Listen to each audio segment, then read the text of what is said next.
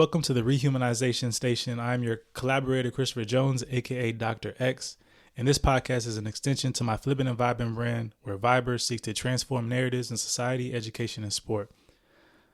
Today is our collaborative praxis series, where we have a wonderful viber named Shabana Marshall with us today. Shabana, how are you doing? I'm doing very well. Thank you for inviting me, Christopher. Oh, that's good. I'm very glad. Excited. Thank you for taking out your time out to come here today. Shabana Marshall is a senior lecturer at St. Mary's University and a PhD researcher at Durham University's Department of Sociology. Her research, titled Towards Decolonising the Curriculum, Identifying the Barriers and Opportunities Present in Teaching Colonial History and Heritage Through a Local History Lens. Her research will explore how primary schools in white majority areas of England approach teaching of local history linked to Britain's colonial era, and the factors that influence and inform their approach. Shabana is also adopting a critical whiteness methodology. She will center her study on the northeast majority white town in England called Middlesbrough. And what people may not know is that Middlesbrough is the birthplace of Captain James Cook. And no, y'all, this captain has no affiliation to Captain James Hook from Peter Pan. I actually Googled that. I Googled that. I was like, this has to be similar, right? But there's no affiliation. There's no affiliation.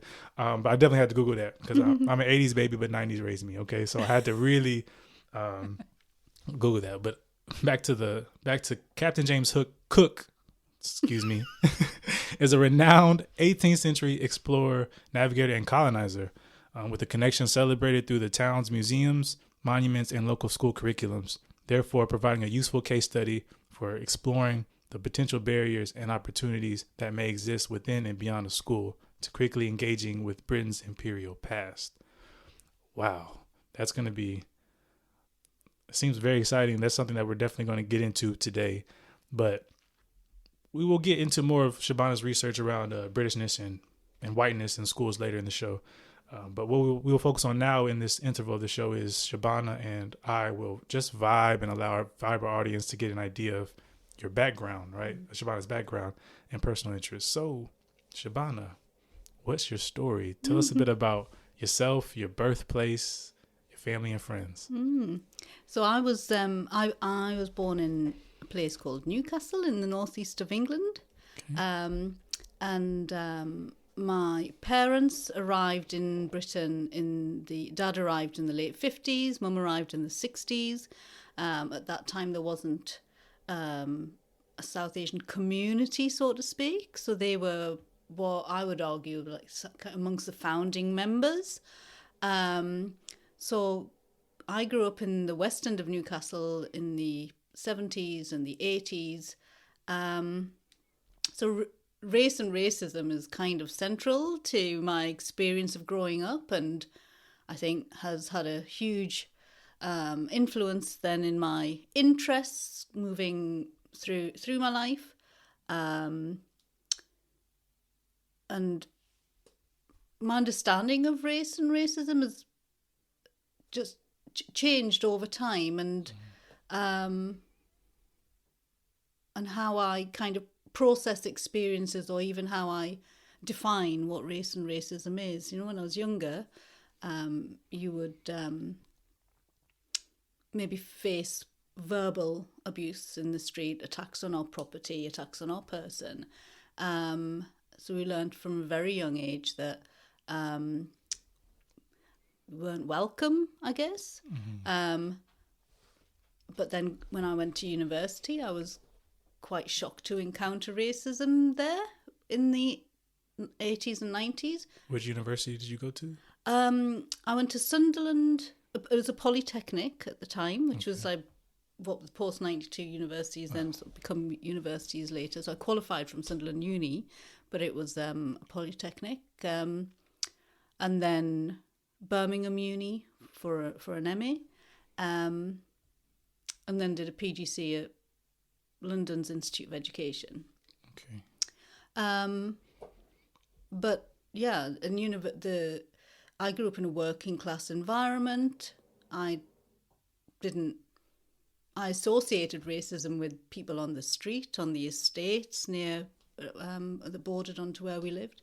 So to encounter it from educated middle class people was just not something I was ready for. Okay. So it kind of makes you cautious moving through life, and then started teaching in a secondary school in the East End of London, and encountering racism there in a different form again from students, from staff.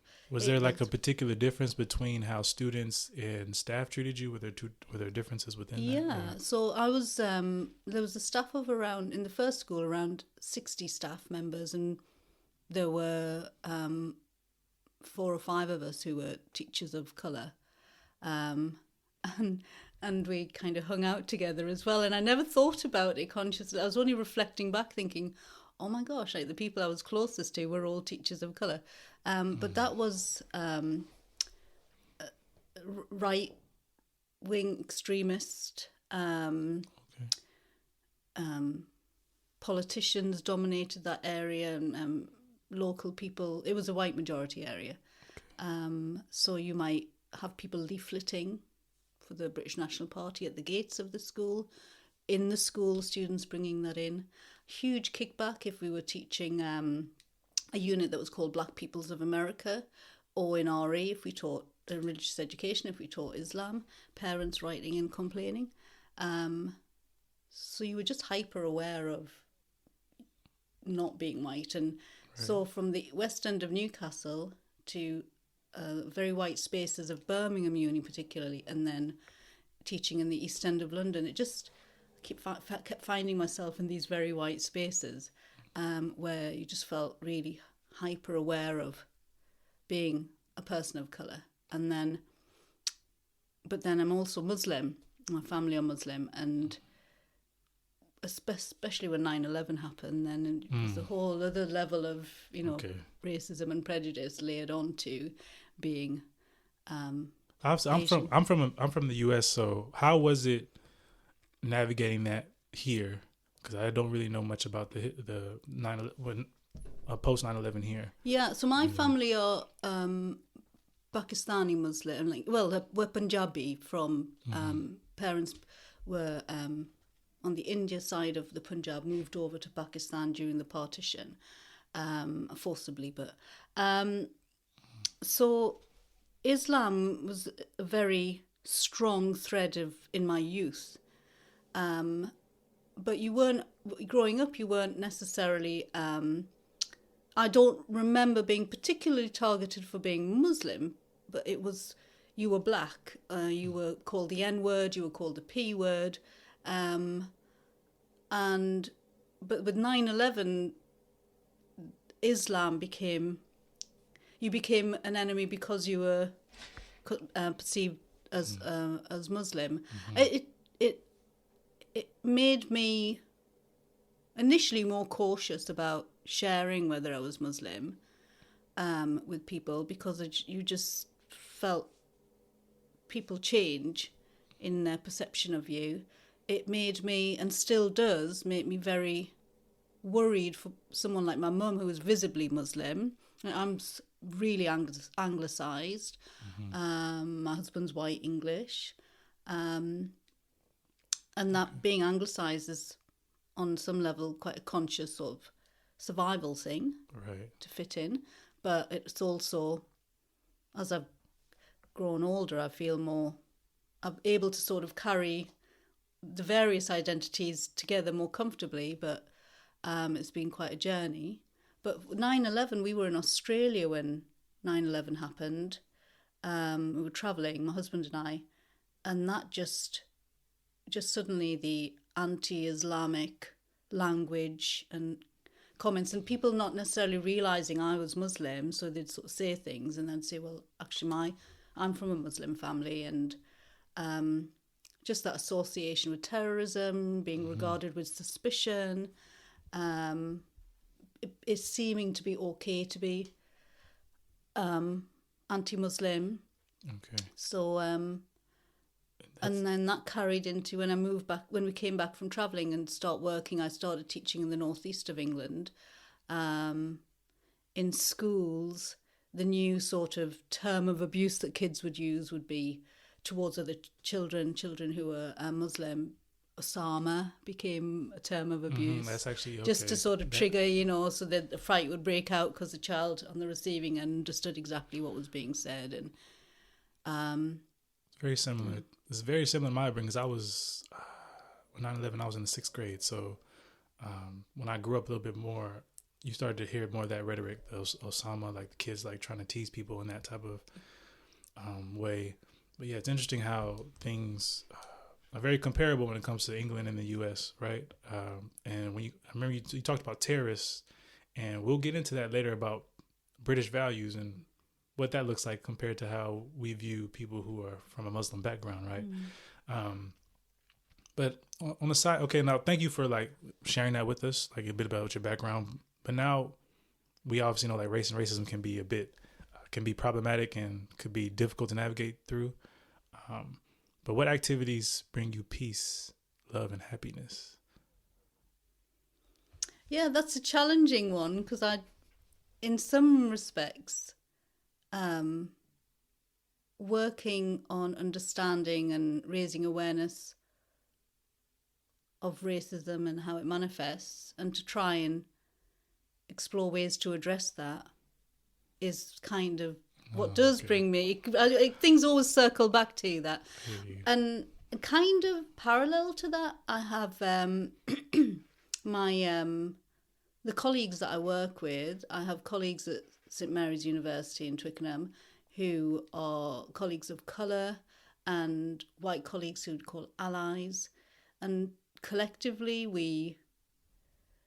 we're constantly looking at how to make our university a more inclusive space, and to be for us all to feel like we can be our authentic selves and support others to raise awareness about, there's so many things that we've done.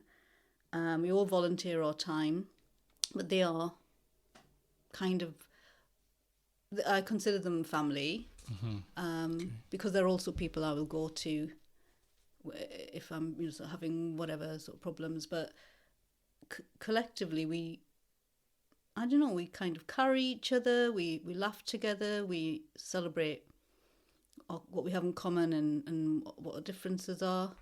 So I find, I guess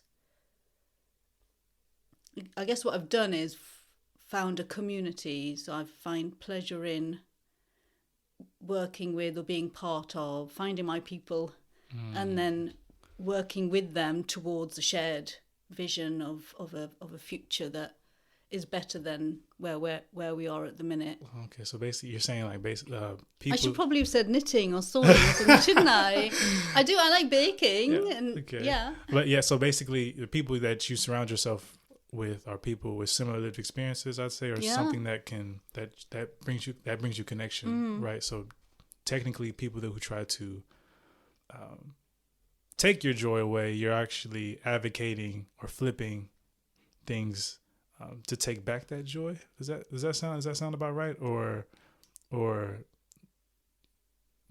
don't know, I have to think about and process that comment. Well, I guess we don't want other people to navigate, to control how we move, do we? But outside of that though, I guess you said knitting. That's funny. But like any type of music that you like, or books that you read? Do you read any books?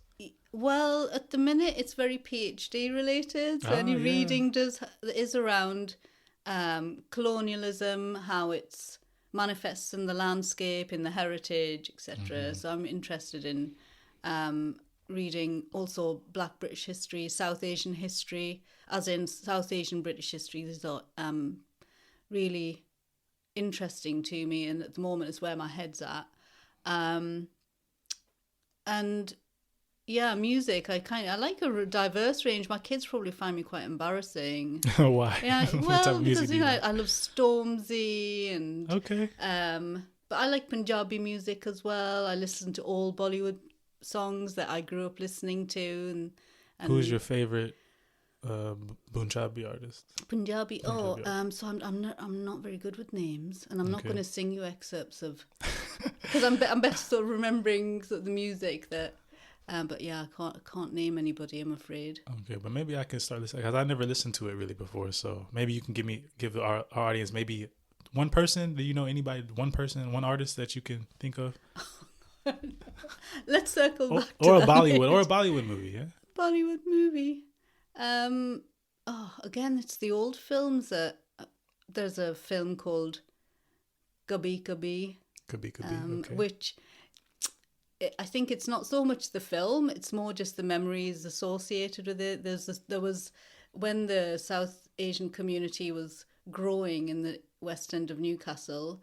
There was a local Punjabi guy who bought an old cinema, and he kind of would put on Bollywood films there on a weekend, and so the whole community, Sikh, Muslim, Hindu, we'd all go and watch these films, and it was remembering how it was a very white place, Newcastle, and it's still nationally, compared to national statistics, it's still majority white, but very much so then. So you suddenly enter these spaces where everyone looked like you, and you just felt safe, and it was lovely. And our parents looked more relaxed, and Mum would have got dressed up and put lipstick on and things. So so it's those films and film like Kabhi Kabhi or and Bollywood films, everything's so much larger than life. The colours are like bang, and the music and the fight scenes are like dishum, dishum, dishum, and people punching each other. And I used to literally, my mum would have to try and drag me back down onto the chair because I'd be standing on the chair, jumping up and down, saying, "Oh, kill him! He's behind you!" It's like some bizarre pantomime. So that's definitely something I'm gonna have to do this weekend or this week is to watch a Bollywood movie because I've never done it before. So thank you for that. Okay, wow. Okay, so I guess we talked about. I guess you mentioned some of your research interests. It seems history is very prominent for you. But what about, could you think of any people who have been, I'd say, influential at different stages of your life? Just generally? Just generally. My mum is someone who she shaped the feminists in myself, and I don't know, my sister would probably maybe would feel the same as well. Not intentionally, she's like, I would sort of say an accidental feminist, but she is someone who wanted her girls to be independent and strong, and we would be under physical attack, like our house, or and she had a whole array of domestic items that had been turned into weapons to defend us, and she was fierce. She was fierce and fierce. She's 4'11", this tiny Punjabi woman, but she was fierce. So watching her strength and made me feel like, you know, there's a fight, and we can't just hide away from it, and so she's inspirational in that way. And then I don't know, there's been colleagues along the way, friends along the way who have... There was a friend who just passed away now, Jill. She was a neighbour who, down when I used to live in East London, and she gave me a strong sense of the local community and how a group of strangers really, just because we all live in close proximity, can create a community and kind of be there for each other, really. And that's something that I really have valued and realised that can be in a neighbourhood, or it can be in a workspace, or in other spaces, or we can so I'm always looking to create community networks that we can then collaborate on and do things, whatever that thing might be. So South Asian Heritage Month at Durham, formulating networks and relationships to make so that is marked every year. And so there's my sister is incredible. She's like a powerhouse, and Is this older, young, younger, younger? Okay. 2.5 years younger, Seema. So and she's an anti-racist, but she seems like she's fearless. She's very, very much like my mum. So together, or growing up, there were things that would happen, and the two of us would just hold each other and carry each other. So so that relationship was important, but also that inspiration of, we're all like grafters, we work hard, and we kind of not very good at just relaxing. We have to be busy and doing things, always doing things. Yeah, that's good. So, but it sounds like collaborative practices has just been something that you've been constantly doing throughout your life, right? That's really nice. That's really nice. Okay, well, when it comes to like influential, hopefully your family listens to this, because then they'll get some good points from them. But what about some challenging moments for you as a scholar and maybe as a mother? How did you navigate them? I mean, as a scholar, it's that word sort of feels odd. It doesn't seem to sit with how I see myself, but I don't know whether that's just because I started my kind of work career as a school teacher. I used to be a history teacher. Kind of a part of you still always feels like you're a teacher. But I enjoy engaging with scholarship and reading all the time. But what would you consider yourself then? Like, how would you identify yourself as I don't know. You know, there's like terms like scholar, activist, or educator. Okay, educator. Okay, that's good. Yeah. Okay.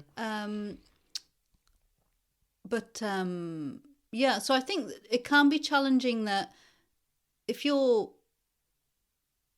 I mean, I'm a senior lecturer, so arguably, I should feel quite comfortable in university spaces. But I still feel there's often things I don't understand. There's systems I don't understand, or just ways of being that kind of feel I can find that challenging to it's not as straightforward as you study and then you get a qualification. There's all the other stuff, isn't it, around it, conferences and presenting and sort of realizing increasingly this matters. And so, but then again, there's been people along the way who have helped, and I try and help others as well, who, again, it's community creating. So, you know, you've been so helpful, haven't you, with, I come to you and say, I'm doing this ethics form, what can you help? And you're like, bang, straight back, right, there you go. And and we've got our little group of resilient thrivers, haven't we? And so through that little network, we all answer each other's questions or offer support or take a look at a piece of work. And so it is challenging, but there's support there. People are generous with their time, and kind of gives you a feeling of a sense of the beauty and the hope that we have. Right. So it's back to that collaborative ethos that kind of gives you that. All right. Energy to go. Okay. Well, thank you for sharing your background with us. This is this time where let's flip it. Okay. So these are our flipping questions. So we will get more into your work and how you flip the script to the traditional narratives within it. I've had a chance to do an overview of some of your research interests you shared with me. Much of it was around, I would say, Britishness and whiteness in schools. So for our Viber audience and us too, let's flip the Britishness script in schools, shall we? Now, our first question would be, what are your perceptions of traditional or normative narratives in the work that you do?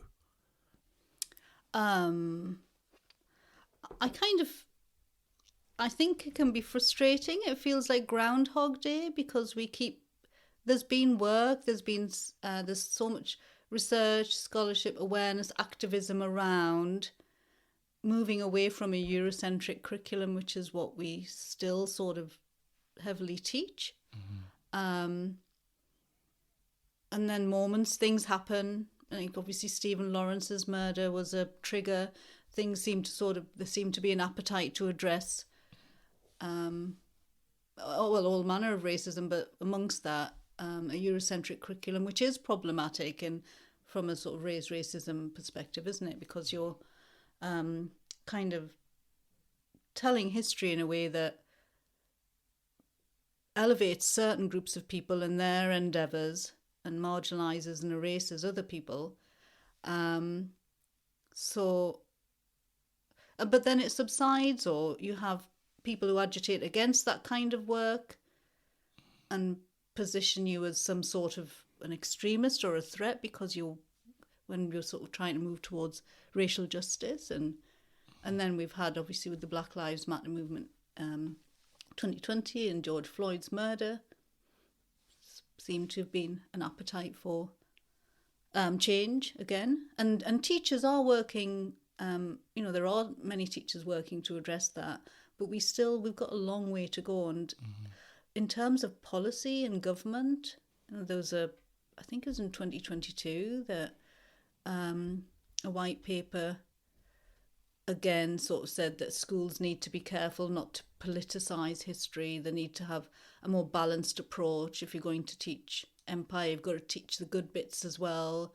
I think there's real problematic, basically anything but critical engagement with our past. So I think, we've got those challenges ahead. But I should say, I should have mentioned, there's a collective of teachers and academics in the Northeast working on which I'm part of. I'm a trustee for Project North Star, and Project North Star's developing a website that we're launching in June. You're invited, 15th of June, the Hope Exchange in Sunderland. Oh, nice. And this is a website where we look at Black British history through a Northeast lens, because it's so that's an example again of that's a teacher-led. Terry Graham's head of history. It's a teacher-led initiative where trying to address the absences or reframing history. So it's not about taking things out, but just sort of saying, how do we complicate the picture so that it's to better understand our past, but why Britain looks the way it does today, Britain's place in the world, etc. What I would ask is also, since you've been teaching for a little bit and you've been around, you mentioned that there's a certain appetite when something happens, right? So for instance, you have Stephen, you have Lawrence, you have the BLM. What are differences then compared to now? Do you feel like the appetite now is a bit more authentic? Is it not authentic? Is things actually progressing faster now than it was back then, or is it similar? Does that make sense? What I'm asking? Yes, it does. That's a good question. I think in terms of the political climate, there's still kickback against this sort of work, which is a worry because schools are under surveillance. They expect to hold the front line of whatever Britishness is through fundamental British values. You have them, you walk into a school, they're there, they are listed, fundamental British values, etc. But I wonder whether we're in a moment now where there's more of an acknowledgement of the importance of centering Black voices or perspectives. So if you think of like the supplementary school movement back in the sort of 60s and 70s, that was maybe more on the margins, their existence, whereas now it feels like for instance, the Black curriculum, there's that moving into the mainstream. I have a fantastic colleague, Lisa Panford, who I work with at St Mary's University. She's doing amazing work in terms of decolonising the modern foreign languages or languages curriculum. So there's things seem to feel like they're more towards the centre. But I don't think that at any point, it doesn't feel like you can relax. Okay. It's still like you're still pushing. You need to keep pushing. That if you relax, I still wonder. I don't know if this. I still wonder whether, if you're not impacted by issues around race and racism, whether you still would get it. Whether you have reason to care, and then because and therefore to join efforts to either decolonize the curriculum or at least critically engage with our past. So I'm conscious that you can't really bring lasting change if it's not through a collaboration. We need it has to be a collective endeavor. Right. So if it's always sort of the people who are impacted doing the pushing, right. we don't have the power. You know, Right. this is on a systemic level. This is only so far you can go. So I'm cautiously optimistic at the moment. Cautiously. It's interesting because I was thinking about like a metaphor. Like you talk about this appetite, and it's like people have appetite when something when something happens, right? So for instance, BLM and George Floyd, people begin to have an appetite for race equity, etc. And then we are the type of people who provide them the ingredients to what they need to do. But then people don't, and it's interesting because I mean, people love our food, right? Yeah. Here in England, Yeah. Indian food is like the number one takeaway food in England, right? So it's just funny because we have these tools and these answers, right? These ingredients for people to kind of divulge and understand how to like create something that allows us to work collaboratively together and let everyone feel included. Yeah. But then there's people obviously countering that, right? And not wanting to have a taste of what we have cooking, right? And I think that's something that that you just mentioned. I think that's important to highlight. And you mentioned about how there's like these British values that are like posted, right, in your schools, and how these values are, I guess, embedded. And I feel like when we're talking about this, about how this appetite for race equity or equity in general, there's people who do fight for it, but the main people who do are the ones who are targets of it. But then when we think about British values, what are they? And that was one of the main things I was thinking about with the research you sent me, right?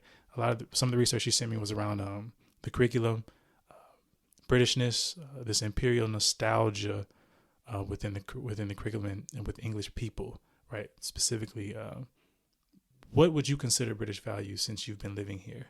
What would be your common British values, and how do you flip that? I don't know if there's such a thing really as.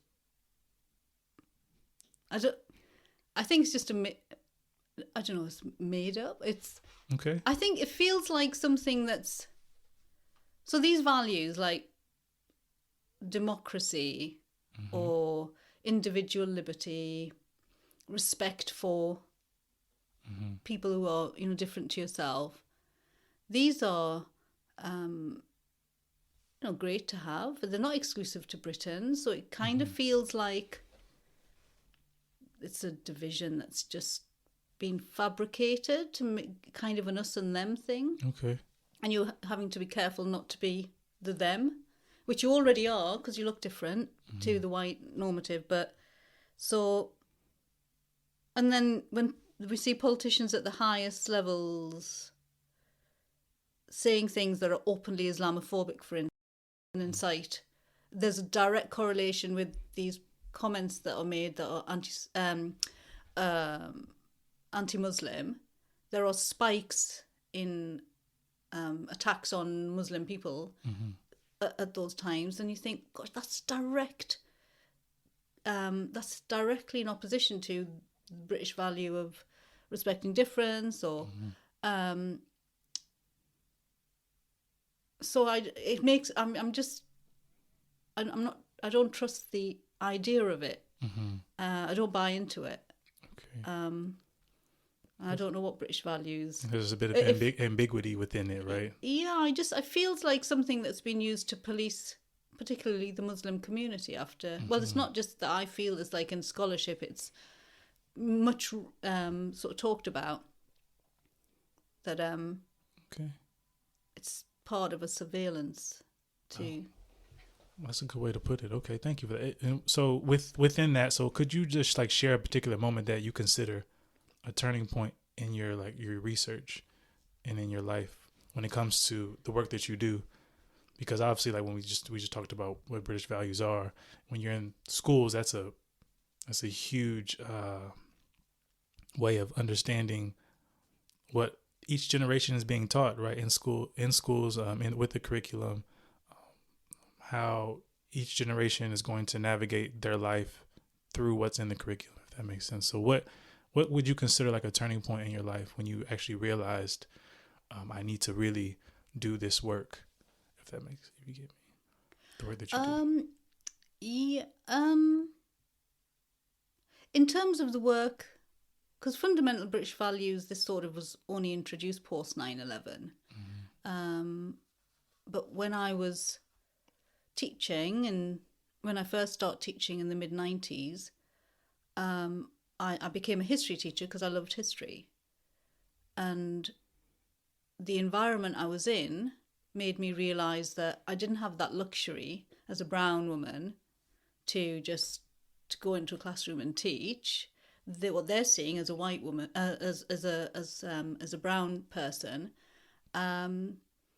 so that being constantly racialized and being on the receiving end of racism, I just thought, okay, I got out of the West End of Newcastle. I literally escaped out of the West End of Newcastle, thinking, going to education is my route out. I continued to encounter racism in university spaces.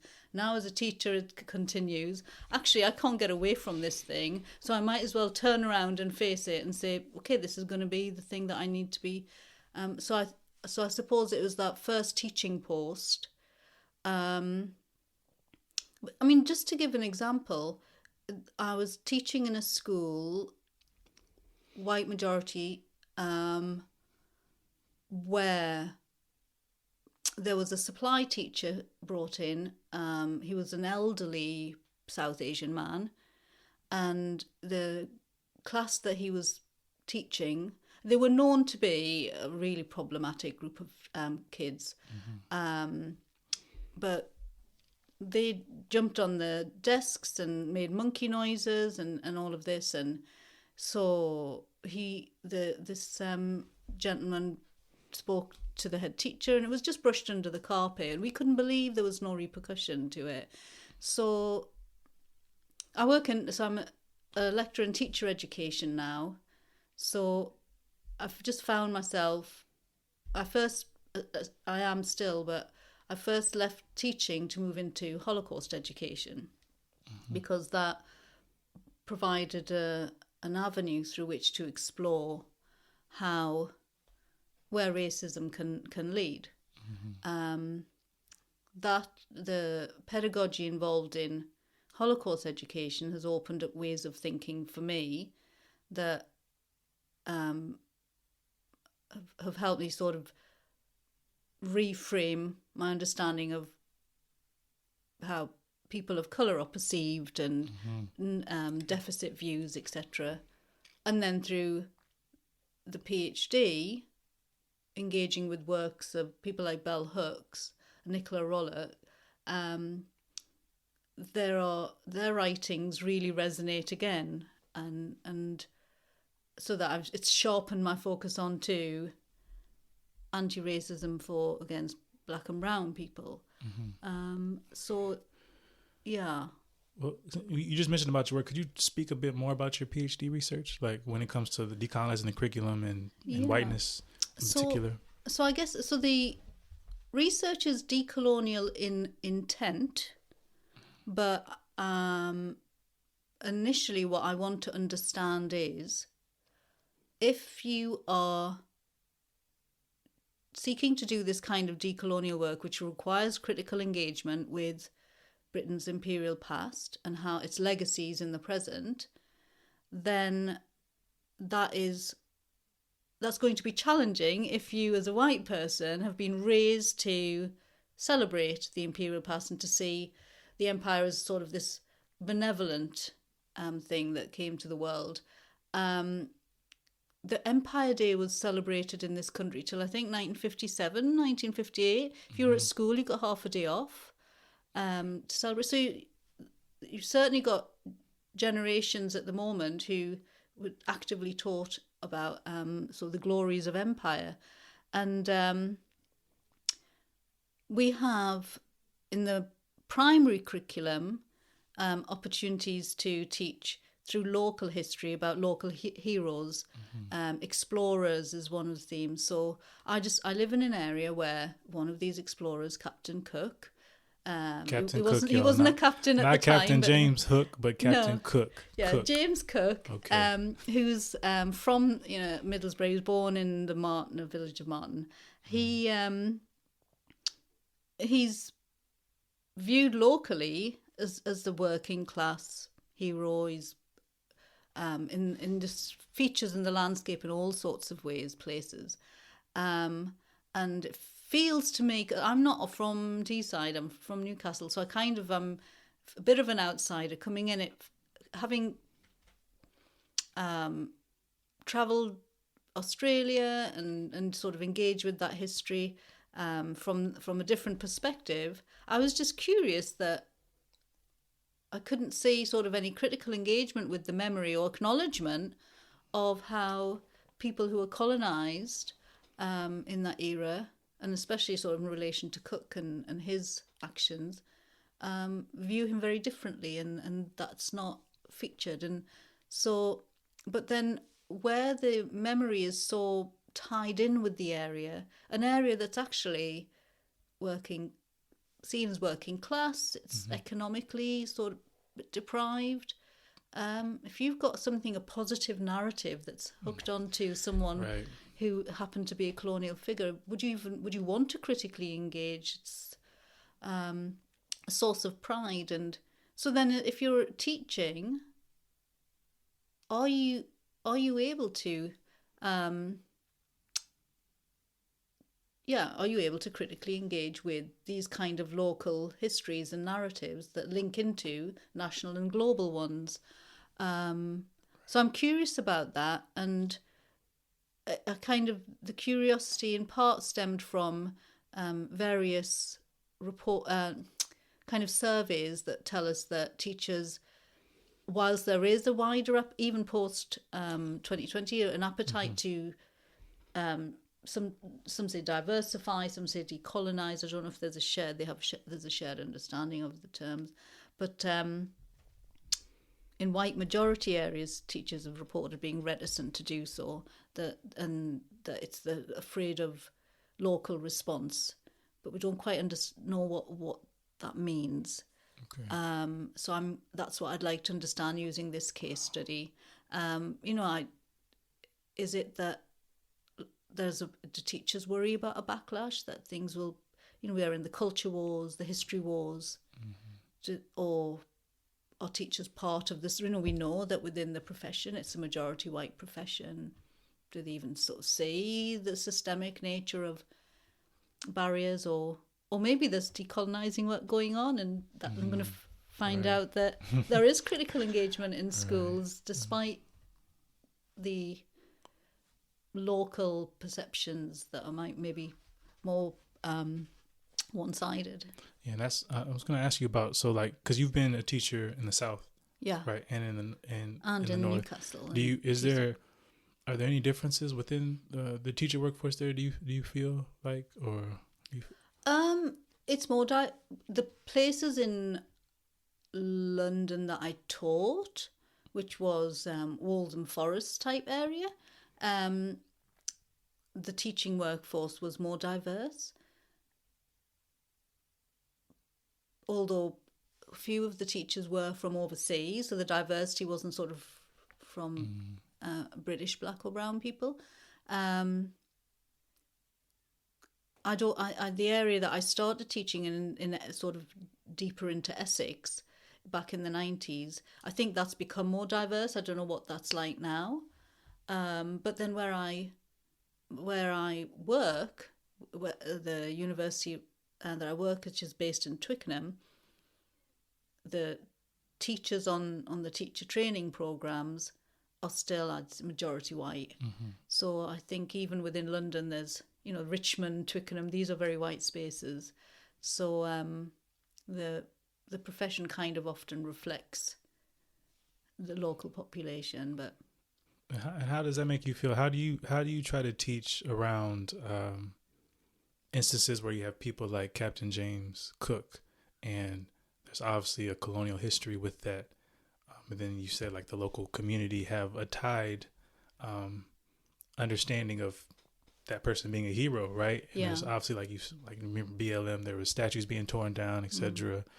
How do we teach the next generation about these types of people? Do you have any like suggestions, or do you know anything that's happening around that? So again, down in Twickenham, my colleague Sarah Batty who runs the PGC history program. She has been bringing in a variety of people to teach, to deliver sessions to the PGC students. And so mine is a session at what does an anti-racist history curriculum look like?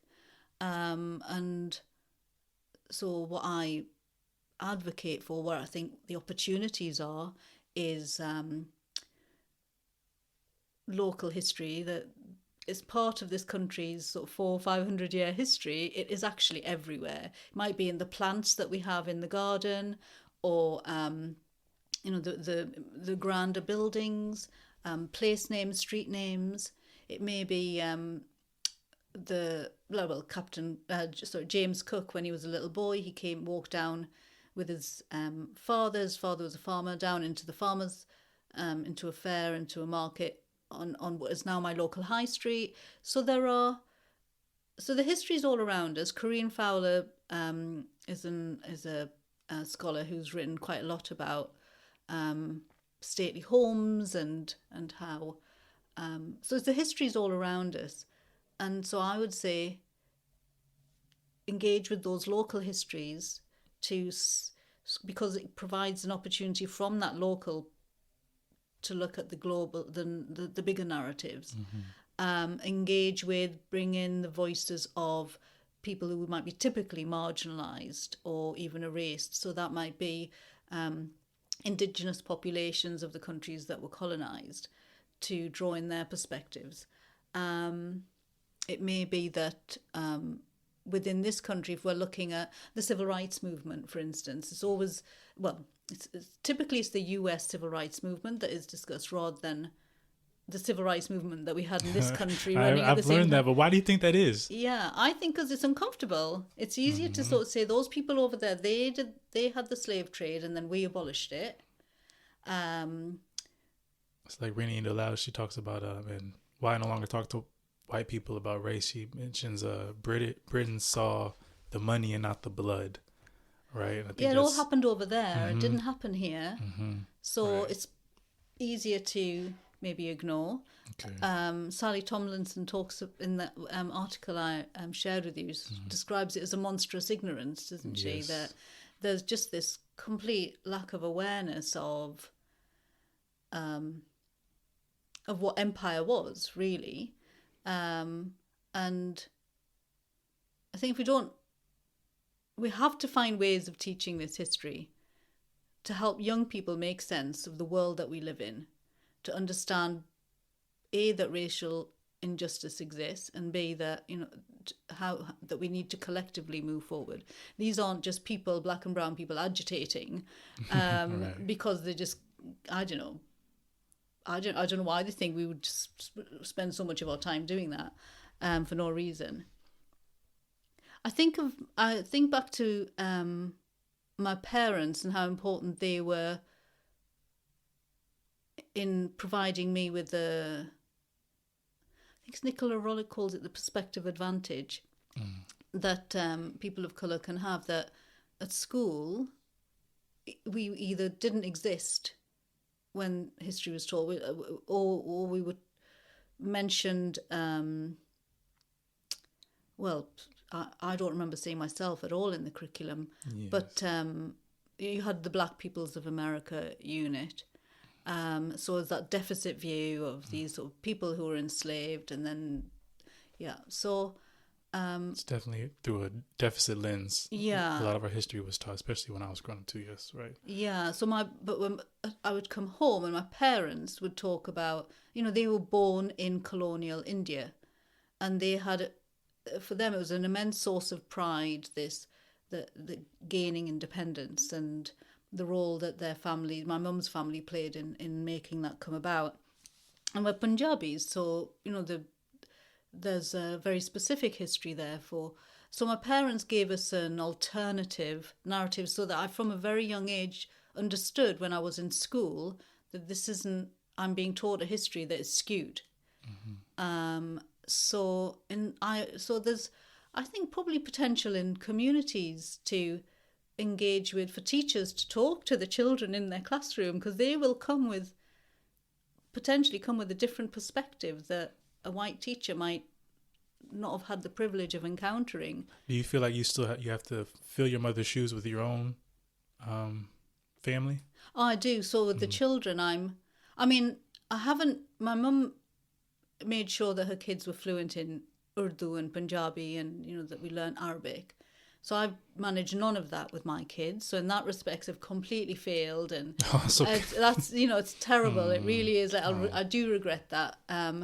But in terms of being race cognizant, race aware, being conscious of colonial histories and how they shape the world in the present, has been something that has felt really important. My girls, at times, like if it's warmer weather, their skin darkens, but they can be white passing when in the winter months the skin can be lighter, or certainly not, you can't quite figure out what their racial identity is just by looking at them. But I kind of feel at the moment is likely that they are going to need to be race aware, either so they're not reproducing racism themselves in their actions, or when they're on the receiving end to feel empowered enough to name it and call it out. And the younger one, she's quite sensitive to language, so she's often described by, people can't seem to get her name right, so they anglicize it constantly, which irritates her. What? Oh, no, what's the name? But I was okay. It has the name Sarah, and so which is Arabic for Sarah. So she's then called Sarah. She's like, no, it's Sarah, and then Sarah, and then she gives up. Or someone will say her name. I'm saying someone, who's often teachers, but they'll say, "Oh, such an exotic name." So she's like, exotic. She makes that link. That really quickly. Yeah, from a young age. That's really good, though. Yeah. Okay. And some of it also, this awareness, even when she was little, she was in a history class where they learnt about the slave trade. I think it was about the slave trade, and she was 6 or 7 years old, and she came home and asked, if I lived in olden times, what colour would I be? And I said, you'd be the colour you are now, because Daddy's white, Mummy's brown, so you'd be, a mix of us both. No, in olden times, what colour would I be? And so we went round in circles. She got upset, and I realised she wanted me to say white, because that, which is your proximity to safeness and your proximity to blackness, means that bad things will happen to you. And she's got this sort of sense of, she's always on alert for risk assessment in any situation, and being black is a risk. And I thought, wow, she's 6, 7 years old, and she's associating blackness with bad things happening to you. At that point, I wasn't thinking of a PhD, but it did, because my background, secondary history teaching. But then I became a governor at her local school and learnt more that way about the primary curriculum. And so with the research, I'm focusing on primary partly because I know that's where Cook is taught in our area. But actually, primary, from a young age, you've got black and brown children and white children learning this is it, what it means to be black, this is what it means to be brown, and it's sowing problems for the future in terms of how you see yourself, like Franz Fanon's sort of work on, Yes. that hating yourself, and so I also feel like there's an epistemic injustice in when I see narratives of Cook in my area that either exoticize or ignore the existence of the indigenous populations. And I think a lot of the push for change, for challenges to these deficit narratives have come from black and brown communities in this country. But where you've got this Australian, New Zealand, these regions, don't think you have those, Pacific Islanders, we don't have those communities in the same way to push. So it feels like because we don't have kids in the classroom who have that heritage, I find it upsetting to think that it's being overlooked, the fact that actually this is problematic, how people are being viewed and depicted. And so I think, again, the colonial histories, the narratives rooted in that era, we want to expose them and challenge them. Because it is often said to me that, with Cook, it was a long time ago, he was, or people like him were like of their time. So, well, yeah, but it's not neatly parcelled back in there, and then it's having an impact in the now in ways sometimes can't imagine. Right, product of their time. But that argument in itself is interesting, because there's also people during that time who didn't have those types of values, right? Who opposed that, right? So yeah. I think that's also something that's lost within that argument as well. Thank you for sharing. So it sounds like you're flipping the script in a way where you want people to have an understanding of local history, but through an anti-racist lens, is what it sounds like, right? And that's amazing. I'm excited to, like, when you're done with your PhD, I'm excited. I'm going to be excited to read it. I mean, PhDs are long, but I'll try to go through it, overview it, But thank you for sharing that. We're now at the concluding part of our show, where Shabana will offer us insight around rehumanization. So if you could reflect on your journey thus far, what do you know now that you wish you knew before when it comes to the work that you do? I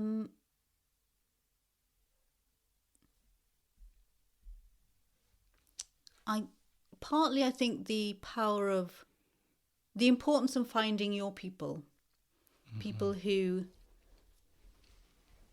share a vision that you have for a future that you're hopeful for, that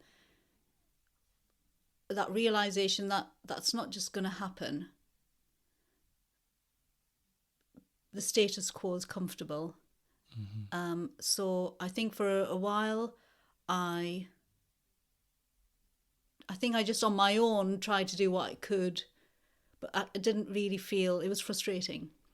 And it's the power of the connections with like-minded people, be they black or brown, be they white allies, has given me courage to do more and more and more.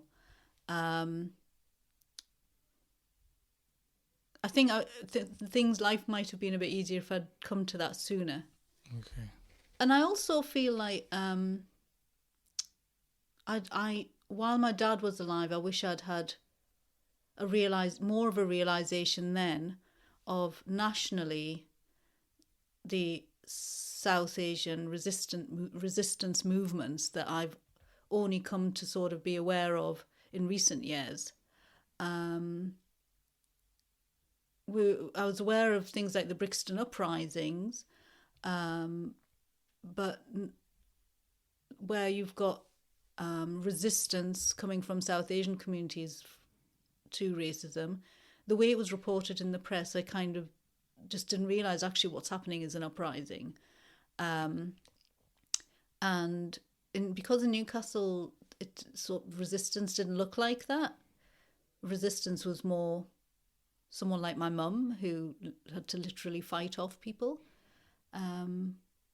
If I'd known it wasn't just us, that this is happening up and down the country, and that we are not the problem, that this is a systemic issue, this is a broader issue, I think it might have given me courage sooner. Okay. So I always say to my students who might be struggling when they're in the white spaces, my black and brown students, just find your people. And they might be in your school, or they might be, in the broader community. Okay. You'll sustain each other, and to give as well as receive is really important. And these are values actually that we were raised with, and that I didn't carry out into the world initially.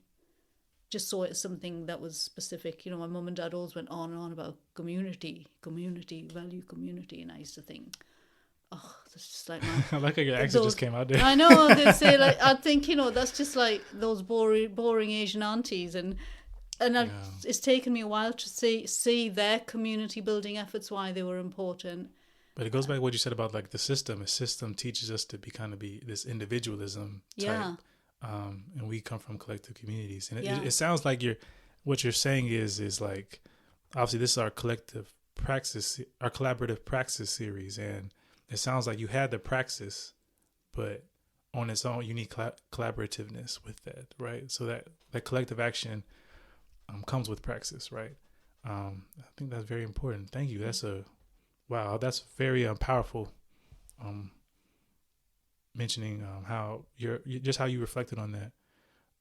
So I just wanted to kind of give you this opportunity to kind of share with our listeners as well. What does rehumanization look like to you?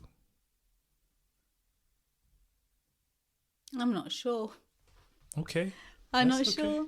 I'm trying to think firstly what dehumanization looks like, to then think about rehumanizing. Okay. I think to not see people as singular things, or not reducing people to this or that.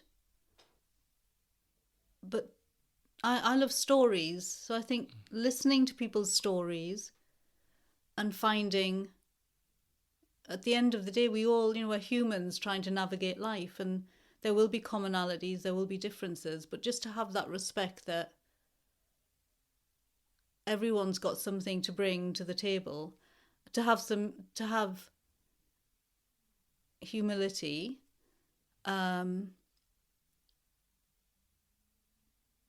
but yeah, I can't articulate it. Okay. I can't articulate it. I think that was great. I think what you're saying. So basically, so just to be open to difference. Yeah, right? To be open to difference, to listen to people's stories about themselves, and to think and reflect on that, and what connects you to people. To be curious, right? To be curious, yeah. Okay. That's all right. That's cool though. Okay. No, I appreciate you coming here today. It's been we can go on and on. We can go on and on. I really enjoy talking to you. Obviously, because of the time frame. But yeah, I enjoy this too. I enjoy listening to you. You're amazing. Keep doing what you're doing. Do you have any like social media handles or platforms that people could follow you on? Twitter at Shabana Marshall. It's just my name. At Shabana Marshall, your name. Are you on anything else? No. LinkedIn, nothing? Okay, so Twitter, y'all. Twitter. You want to find Shabana, go on Twitter. Okay. Well, thank you so much, you're welcome. Shabana, for this. It's been amazing. We talked about just ingredients, right? If people have appetite, the ingredients are here with the Vibers and how we collaborate. But yeah, people of color, I use the term resilient minority. So REM folks in particular, we have the ingredients for flipping the script, right? And rehumanization. But thank you for today. And yeah, that's everything. All right. Thank you. Now, I kind of just wanted to share my thoughts about this episode with Shabana. Shabana also mentioned Jason Arday. It was a big influence in her life, and I would say for her to even start her PhD research, right? But it's just a wonderful conversation. We could have went all day, but obviously we can't take too much time. Shabana had somewhere to be, But yeah, I felt like, again, I told you Shabana's amazing, right? And I think she definitely hit home to a lot of anti-racist work that needs to be done within the curriculum, specifically around how school teachers can be better when it comes to teaching young kids the history, specifically local histories, and how that can impact Black and brown folks and just white children as well in the future. And I think that I got a lot of reflecting to do on that, because it's just, and what's also interesting about that conversation is that she mentioned about the civil rights movement, and sometimes what people don't know is here in England, with a lot of Black history, they learn more about American history, right, than they do their own Black history. So yeah, again, because Britain saw the money, not the blood, and I think that's very important to look at. But the main thing coming from today, I feel like, is around this ingredients, right? Rim folks, we have the ingredients to cook up something fascinating, right? That allows collaborative practice, that allows different types of people from different communities to come together and work on just being better human beings, right? And I think that was one of the main things, is we all should have an appetite for rehumanization, right? But yeah, thank you again for joining the Rehumanization Station. I'm your collaborator, Christopher Jones, aka Dr. X. Please follow me on any social media handle. I have Twitter. I'm at ChristopherX_AB. Also, Instagram's the same, and I also have a LinkedIn. So yeah, just follow me, vibe with me, flip it and vibe with me. Yeah, thank you.